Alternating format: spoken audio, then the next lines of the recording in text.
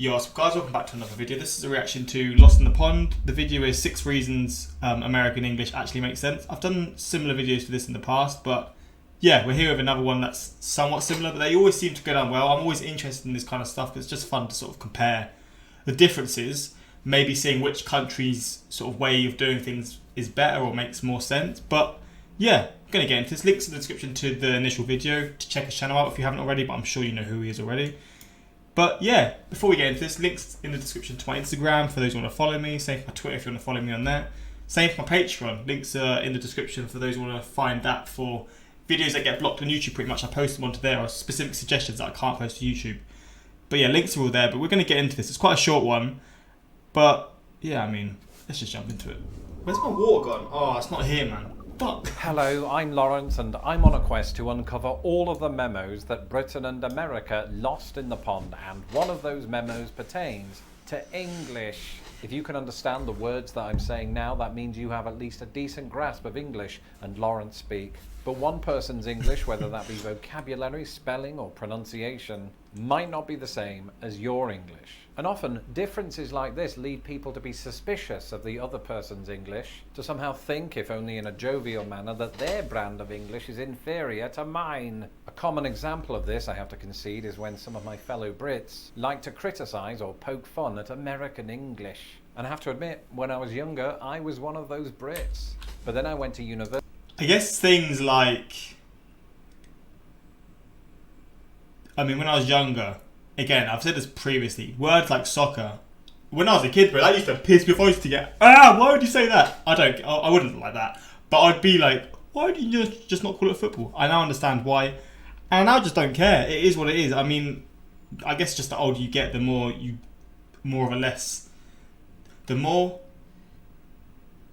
give less of a shit about things, pretty much. The more you give less of a shit. But yeah, I mean, I guess words like that, or maybe words like, when I was younger, maybe words like chips or fries or potato chips, and I call them crisps and things. But I mean, we're gonna see. Maybe there's other ones that will actually, I'll be reminded and be like, oh, actually, yeah, I did used to get triggered by that. But we're just gonna get into it, man. But it doesn't work the other way. Do Americans sometimes see the way British people say, like, phrase certain things or call certain things? Again, we call crisps, we call chips crisps. Does that like annoy American people who would be like, oh, why would you do that? Or do you just not give a damn? I mean, I know most people don't actually care about this sort of stuff, but when you're younger, there's always that little, I don't know, just that little feeling towards the other. Two things happened. One, I interacted with American students. And two, I did a useless degree in linguistics and took a module on English varieties. And after that, my mind was opened. American English wasn't wrong, it was fascinating. It's a variety of English whose story has often been lost to time. Because just as there are countless fascinating histories behind the words we use in Britain, the same is also true of the United States. Yeah, and so without further ado, here are 6 reasons that American English isn't wrong. The longer that I do this channel, the more examples I discover of words or language concepts that we perceive to be American but actually originated in Britain. And on this subject, I've talked extensively about soccer and aluminum, but I think my favourite example is the word herb. To us Brits, hearing Americans drop the H on the word herb can often feel weird. But here's the thing, back in the day... To be fair, I didn't actually know this was a thing until I started doing these reactions. So that's something I actually learned recently, to be honest. We used to do it. There was a slew of words that entered the English language via Old French that incorporated a silent H. This included honour, hour, hors d'oeuvre, and yes, herb. But Brits just stopped pronouncing it herb in, I want to say, the 19th century, because it was soon considered the way commoners spoke, and the upper classes can't be having that. And so eventually, in Britain, it was dropped altogether, and America, on the other side of the ocean, didn't get the memo. And when it comes to this, there are actually 2 other things that make us Brits a little bit hypocritical when judging the American pronunciation of herb. Firstly, we're forever dropping H's. I mean, I don't know if you've noticed, but recently I've had an haircut. That's northern for haircut. And haircut. I say haircut, but I do see that. There's definitely like places like Yorkshire would definitely pronounce it haircut. Secondly, before we start handing out diktats on how to pronounce the letter H, some would suggest we might want to learn how to pronounce the word H. Some, not me. I'm open to multiple interpretations. But Wait, the what? fact remains that in a dictionary, H. the word H ends in an H, but it doesn't start with one. Oh, and while we're on the subject of pronunciation, that brings us on to this. You know, in Britain, we're sometimes very quick to judge the way in which Americans pronounce words, maybe because it's so markedly different from the way we do. But this hasn't always been the case now, has it? Because as many of my subscribers have asked me over the years, Lawrence, is it true that features of American English are similar to the way in which people spoke in England in the 1600s? To some degree, yes. That is so weird to me, man. That back then, How a lot of British people sort of look down upon it, but back in the day it was British people speaking like that. That's so interesting how like it's sort of just how things change in 200 years time. I mean, this probably won't be the case, but Americans will probably start being like, may start being like Herb, and in the UK we're like, oh, Herb's actually quite cool, and we just switch it up a little bit. I mean, that's probably not going to happen. Probably not a great example, but things like that are going to constantly change, aren't they? Because language is constantly evolving, and I mean, with like YouTube and stuff, you're probably like learning. You're sort of learning new bits of slang. Or new sort of accents. You just sort of maybe your accent's changing a bit more from watching a specific YouTuber.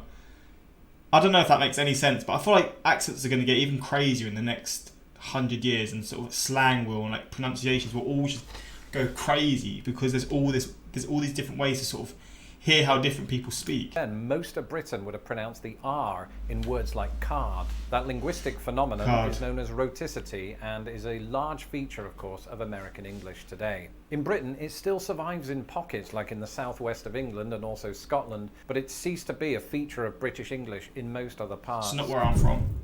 Obviously, one of the big differences between our two forms of English is the way in which we spell words. And maybe because most of American English derive from its British equivalent, we in Britain feel almost duty-bound to voice our disapproval of how Americans spell words. But I feel like we have to be careful about that because there is in fact quite an orderly nature to a lot of American English spelling rules. You know, I used this example the other day. If you're ever confused as to why Americans use the suffix IZE as opposed to ISE, then two things, that's not always the case, because secondly, American English likes to distinguish between words that came from Greek and have the suffix IZE and words that came from Old French that have the suffix ISE.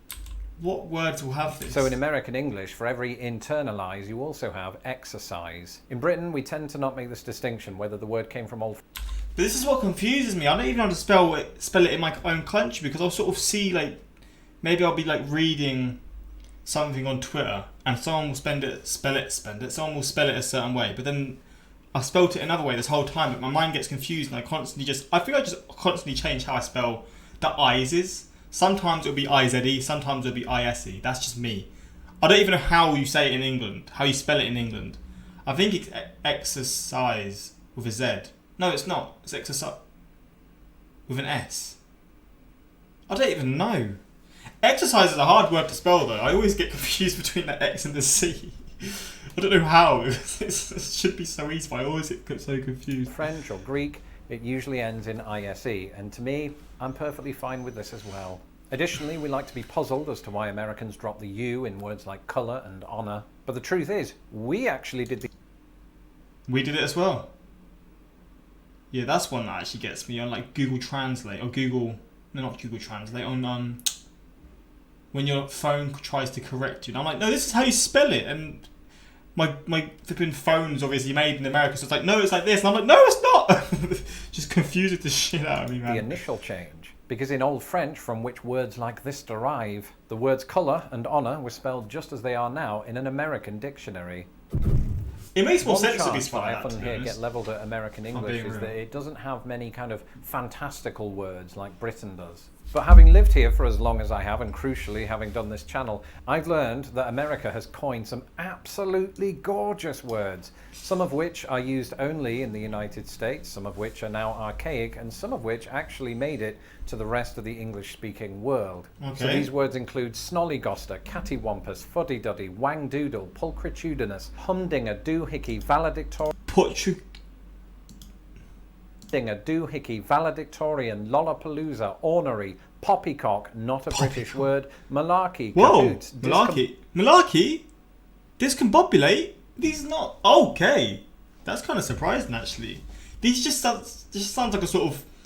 a word that someone in like the 1800s in like London, like a chimney sweep or something like that, would have just said. That's interesting how it actually comes from the US and we've sort of... It's now come into... British vocabulary. Again, I don't really use a word like this, but it is so interesting to see that. Discombobulate, panhandle, conniption, and highfalutin. Most of them I don't know. Now, sometimes, every now and again, I'll be on Twitter, which was my first mistake, and someone will gain a lot of traction simply by saying, I hate the way Americans say soccer, it's football. Now, I'm not going to go over the fact again that the word soccer was in fact coined in Britain. Instead, I'm going to highlight a fact that many people just seem to forget, and that is that soccer isn't unique to American English. The word is used in Canada, I've South seen Africa. this exact map. And places like South Africa, that's like a football or a soccer crazy country. Like, it's crazy there. And that's how they say it. And some other countries don't even say it like that. Like, I feel like some of them translate to something completely different. Obviously, Australia, it's got like Australian rules football as well, which makes sense.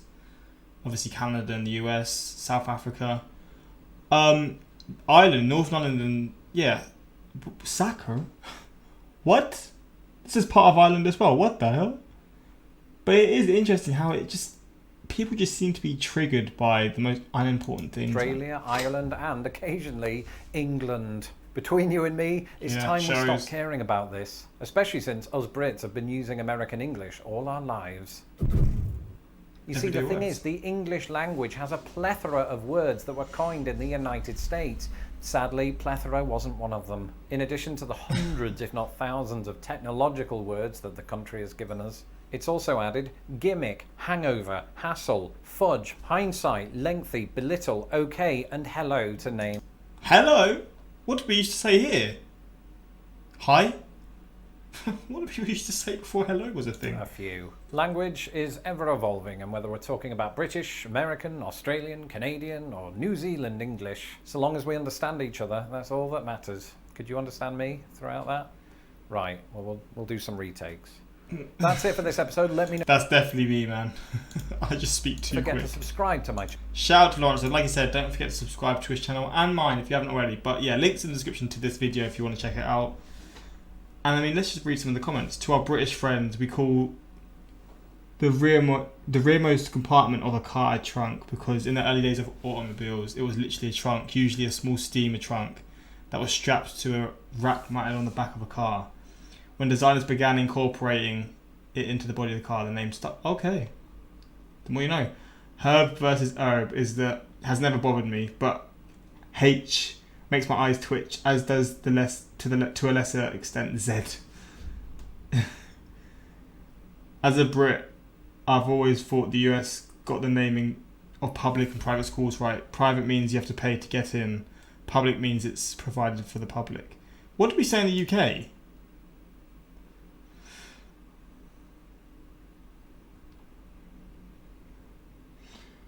A public school in Britain is what Americans would call a private school, but it's public in the sense that anyone with sufficient funds can go. What Americans would call a public school would be, I believe, called a state school. Oh, that's quite confusing. The more you know. But yeah, hopefully you enjoyed this one. More of this on the way. More Lost in the Pond. More reactions from other channels. Just suggest them in the comments and I'll be sure to do so. But yeah, until next time, like, subscribe. Peace.